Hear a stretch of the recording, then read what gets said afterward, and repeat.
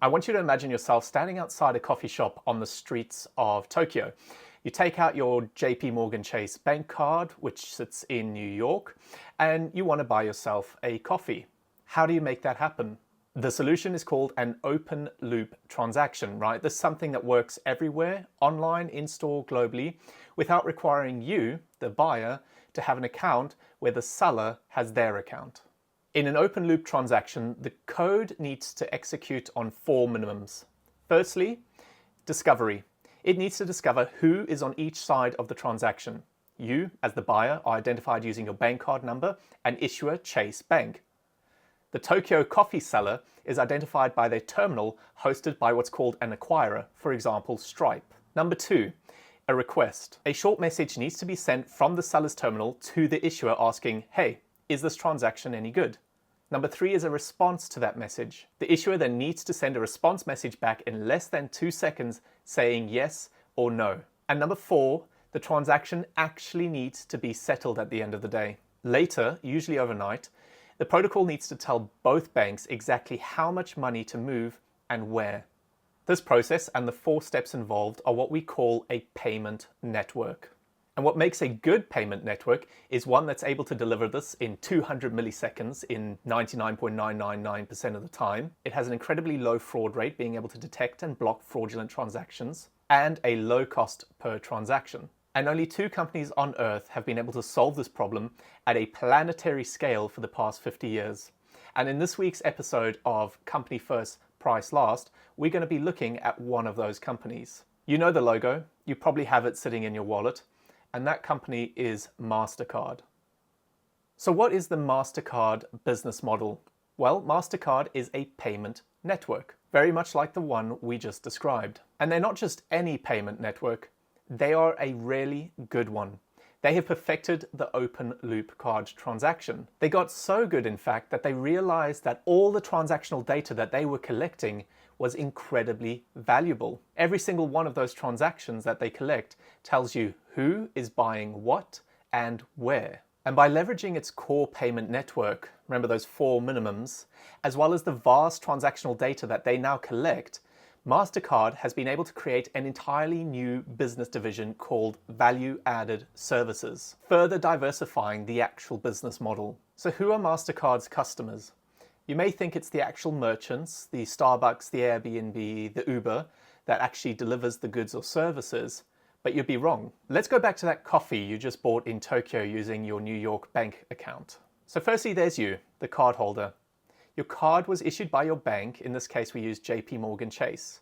This bank is called the issuer because they actually issue the physical card. The coffee shop in Tokyo is the merchant. They're selling you the good or service. The merchant doesn't talk directly to your bank Chase. Instead, they have their own banking partner that handles card acceptance. It makes sense, they have their own bank. This is called an acquirer, and in the case of smaller merchants, they're called a payment facilitator. Rather than a big institutional bank, it's a smaller fintech type business that accepts payments. Examples of the payment facilitators are like Stripe, Aiden, or Square. In this case, let's say they're using Stripe. Now here's the key. The acquirer or payment facilitator needs a fast, reliable way to ask your bank Chase, does this card have money? To get a yes or no response in under 200 milliseconds, and to settle the exact amount minus any fees later. And that's where the Mastercard payment network comes in. You see, Mastercard's customers are the 40,000 plus banks and payment facilitators that have all agreed to use the same network. The merchants and cardholders never pay Mastercard a cent directly. These issuers and acquirers and payment facilitators are called approved partners of Mastercard. They have to go through a rigorous check to ensure that they are suitable to use or gain access to the Mastercard payment network. What's interesting is that these checks are established by what's called the Payment Security Standards Council, or PCI SSC, which was founded by 5 members, including Mastercard. And these checks are thorough. You've got detailed systems audits to make sure data is handled correctly. This is known as a Payment Card Industry Data Security Standard, or PCI DSS. So each one of your banks or the acquirers would need to be able to get a PCI DSS before they're able to actually accept or facilitate payments. All of these checks basically scare off the individual retailers and merchants. I mean, can you imagine that coffee shop in Tokyo having to go through a PCI DSS audit? They wouldn't fly. So if these banks and payment facilitators are the customers of MasterCard, how does MasterCard actually generate that cash? So say that coffee in Tokyo cost you $10, which unfortunately isn't an outrageous amount of money in today's standards. The issuer, your Chase Bank, first takes their cut, say 22 cents, and sends the net $9.78 to the acquirer. That cut that they just took is what's called an interchange, and we'll get to that later. The acquirer, which is the Tokyo coffee shop's payment facilitator, deducts and pays the MasterCard fees. In this case, let's say that's 3 cents. They then also deduct their own fees of, say, 11 cents, and they pay the net amount left to the merchant, that Tokyo coffee shop, of $9.64. Hopefully that illustrates exactly who the customers are and how the cash flows through the payment network. So if that's the payment network, then what are these value-added services? Well, these same customers that are embedded on the MasterCard payment network are able to leverage the data that MasterCard has to produce unique insights for their businesses or their clients. If I'm a payment facilitator that uses MasterCard, I'm able to gain access to things like deep data analytics or even marketing insights that I can then tell the merchants that I work for how they can leverage them to increase their sales or product offerings. MasterCard sells these services to the issuers and acquirers using various contract types, terms, pricing models, and offerings truly do cover everything you'd want in a SaaS business, right? They use the data to give data analytics and insights. For example, add this product and increase sales by 5%. They offer cybersecurity, right? Higher accuracy of blocking fraudulent payments. This reduces the overall admin and task of having to deal with fraud in transactions. Enhanced loyalty programs giving real-time rewards integrated with the actual cards and wallets that are used with MasterCard. They offer consulting and advisory where MasterCard advisors help merchants optimize stores, the point of sale systems. And finally, the one I really like is the commerce, media and marketing, right? They've got data capture, audience segmentation, campaign matching, delivery via publishers, right? The airlines, the hotels, and the activation. This is the single biggest thing to demonstrate what's called the return on ad spend, or ROAS. If you look at the video where we covered on Pinterest, this is the key factor that marketing teams will monitor to ensure that the money they spend on marketing is actually generating a return. And MasterCard does this beautifully. Why? Because they can directly link the card that made the purchase to the advertisement that was made for that card. This link between the advertisement made to the card and the actual card used to make the purchase delivers unparalleled accuracy when it comes to monitoring return on ad spend. And while all of this may look like a lot, the fact that there's value-added services, and even looking outside of MasterCard, if we look at cryptography and tokenization and all these new networks, remember those 4 minimums, right? That is a payment network. Everything else is simply a software layer built on top of that. So now that we understand how MasterCard generates its revenue, we want to understand how $1 of that revenue becomes actual owner cash.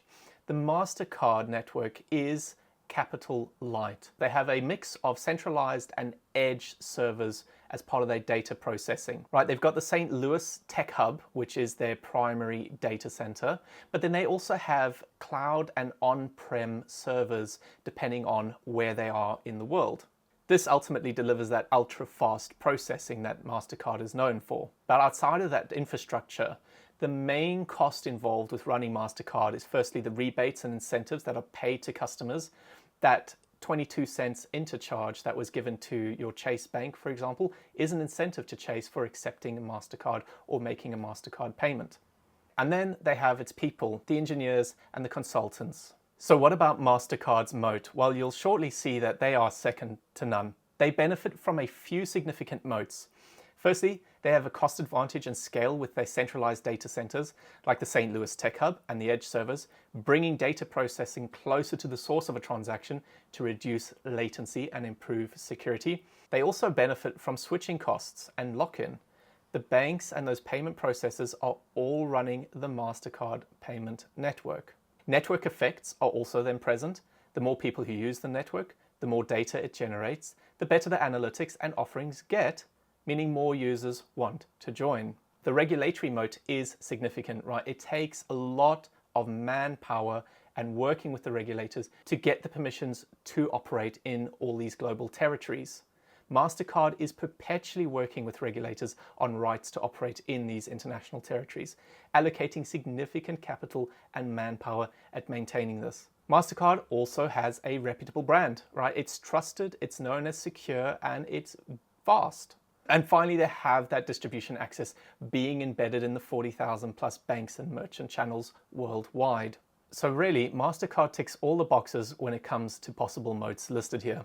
The primary moat, if one were to pick, is likely the switching costs. It is so embedded in the global financial system that it would be almost impossible to strip it out in any meaningful way.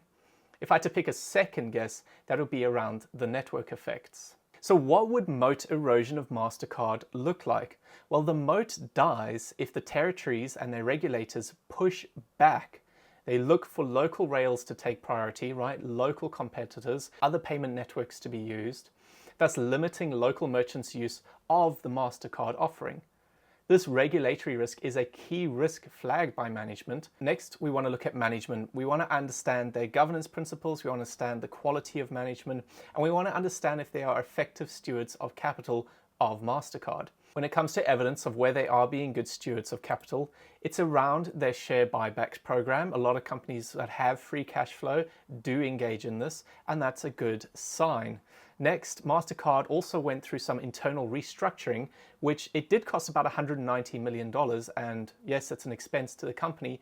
It does demonstrate Mastercard's commitment to improving the operational efficiency of the business rather than just carrying on bloat, even though that may be the easier thing to do. Board has also introduced a predictable dividend policy, and while I'm personally not in favor of dividends, some investors do like that, and therefore I've put it as an evidence of good discipline. And in terms of red flags, it's the usual culprits. Despite the share buybacks, there are significant share-based compensations, right? In 2024, it came at about $526 million, giving real dilution pressure to owners of Mastercard. And lastly, we want to look at the alignment of management. How aligned are they with the owners of Mastercard? And while there are reduced disclosures when it comes to executive pay, as they say this would cause competitive harm to Mastercard, overall the long-term incentive scheme used by Mastercard is on multi-year performance-based equity, driven by net revenue and adjusted EPS. This demonstrates strong alignment with shareholders. Next, we want to look at the scaling bottlenecks of Mastercard, right? What is stopping Mastercard from doubling in size today? It's currently sitting at a market cap of about $490 billion.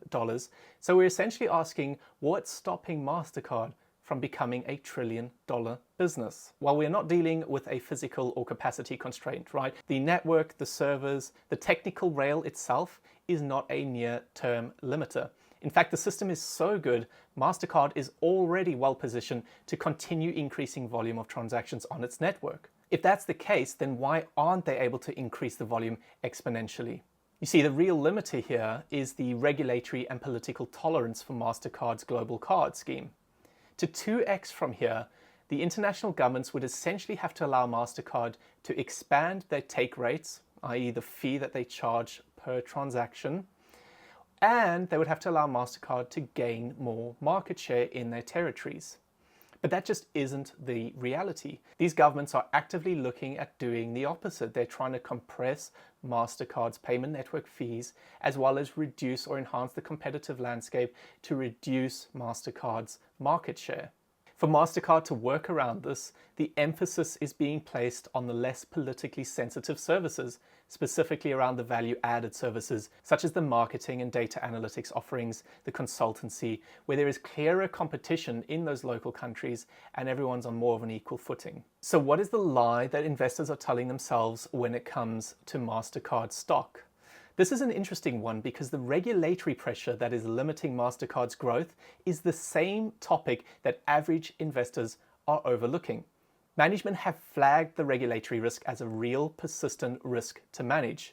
And if we look at some examples here, we have in the United States, the court processes being used to reduce the fee stack of MasterCard, right? On the 10th of November this year, a revised MasterCard merchant settlement was announced that proposed to lower credit card swipe fees by about 0.1 percentage points for 5 years, and to cap the standard consumer rates at about 1.25% for 8 years. And while this is pending court approval and not a regulatory issued cap yet, it does evidence the very real and active formal pressure on MasterCard to reduce the fees in the United States. In Australia, we have direct regulator action by the Reserve Bank of Australia, who have set interchange caps, right? Remember that incentive, that fee that's paid to the issuer, your bank, for using MasterCard, the thing that very much keeps MasterCard as the dominant player in this industry. Yeah, the RBA is looking to cap those rates as it is a cost to the consumer. In the UK, we have both the courts and regulators pressuring MasterCard fees, right? We have the Competition Appeal Tribunal ruling just in June this year that MasterCard's interchange fees, again, are in breach of competition law, with MasterCard now in the appeal process. And we have the regulators with the Payment Systems Regulator reviewing cross-border interchange fees, again, due to the sharp increases in these fees post-Brexit. And lastly, we have in the EU some hard caps imposed again on interchange fees, which they continue to push to enhance competition in the EU region. So clearly, this isn't a theoretical risk, right? Multiple major jurisdictions are actively using the courts and regulators to compress the MasterCard fees, specifically around those interchange fees. But when we look at what investors are saying about MasterCard, we're seeing a narrative effectively saying that MasterCard is untouchable by the regulators. If we look at some investing subreddits, individuals flagging this as a toll booth business. We have investors saying there is no credible threat to MasterCard from emerging competitors, or that there is no real threat to their dominance. This is a clear narrative fallacy that investors of MasterCard need to be aware of. To mitigate this bias, as an investor, one needs to be able to separate the idea of a great business from the invulnerable business. The base cases used to evaluate MasterCard need to capture scenarios where there is significant compression on fees due to regulatory pressure. And as an investor, if you're leaning on the diversification story that the value-added services growth will outpace the pressure of MasterCard is facing on the payment network business, be sure to carefully monitor that growth to evidence its durability and that it's actually producing tangible outcomes for the customers. So our stance today with MasterCard is that this is a company worth owning. Right, it's demonstrating its ability to diversify away from the high regulatory pressure network business through its value-added services contracts. The moat is second to none, benefiting from multiple moats. Management demonstrates good stewardship of capital, share buybacks and dividends.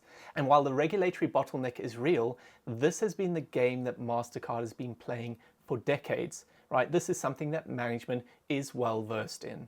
That doesn't mean that they won't be able to always fight off the regulators, and certainly there will be compromise. And lastly, while there is a narrative fallacy that MasterCard is untouchable, we as investors have clearly highlighted this fact and make an investment decision unbiased by this narrative. So given that we have MasterCard as an own, what is our kill switch, right? What would make us want to walk away? One is if the value-added services growth does not evidence tangible outcomes for clients, right? It's more marketing and glossy hype than actually delivering outcomes for the customers. If there are any signs of weakness when it comes to the value-added services growth, then again, that's something we need to watch out for. And more specifically, we want to make sure that the value-added services growth is not slowing down below the actual pressure or erosion that's happening to the payment network business, right? Without that value-added services offering, MasterCard just doesn't look as attractive. And two, if the ongoing litigations and legal outcomes over the coming years materially compress the net revenue per transaction, the thesis needs to be revisited to factor in low to no growth in the payment network business. And finally, we look at share price last. This is done specifically to ensure that we are not biased by the trading price of the stock, but rather that we focus our decision making on the company itself. We use the share price as a gauge to see what the market is saying about MasterCard stock, right? What are they pricing in? What are they not pricing in? In terms of where the market is aligned, it is pricing in a premium for the strong revenue growth and high gap operating margins that Mastercard benefits from. It also correctly reflects the growth in the new value-added services business. In terms of where the market is out of alignment, firstly, there is the fact that Mastercard needs to spend to grow through the use of its incentives and rebate structure, which is the focal point of challenge by the regulators. And lastly, the market is underweighting the fact that the value-added services business, while it is experiencing growth, it does suffer from customer concentration risk, right? About 22% of the 2024 revenues was generated from just 5 customers. If you're an owner of Mastercard or looking to invest in it, I hope you found this episode useful or insightful to aid in that decision-making process. The business is a great business, but it's not an invulnerable one, and it's certainly not cheap. However, given the past performance and the future outlook, this is a company worth owning at the right price. Thank you for watching, and I look forward to seeing you in next week's episode of Company First, Price Last. Take care.